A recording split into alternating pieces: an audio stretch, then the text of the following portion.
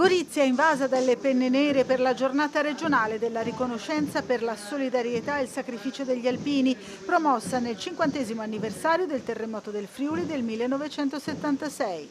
Le 8 sezioni ANA del Friuli Venezia Giulia hanno fortemente voluto che quest'anno si tenesse a Gorizia questa ricorrenza, perché il 20 maggio 1976, a seguito del terremoto che devastò il Friuli il 6 maggio, ci fu la prima riunione organizzativa con il presidente nazionale ANA Franco Bertagnolli che costituì il progetto 11 cantieri di lavoro. La giornata ha reso omaggio ai tanti alpini e volontari provenienti da tutta Italia che dopo il sisma si misero a disposizione per aiutare i fratelli friulani attraverso gli 11 cantieri di lavoro istituiti dall'ANA nei paesi colpiti. Cantieri che hanno visto la presenza di tantissimi alpini del nord e del centro Italia. È stato un momento di grande collaborazione e di solidarietà nei confronti dei fratelli friulani.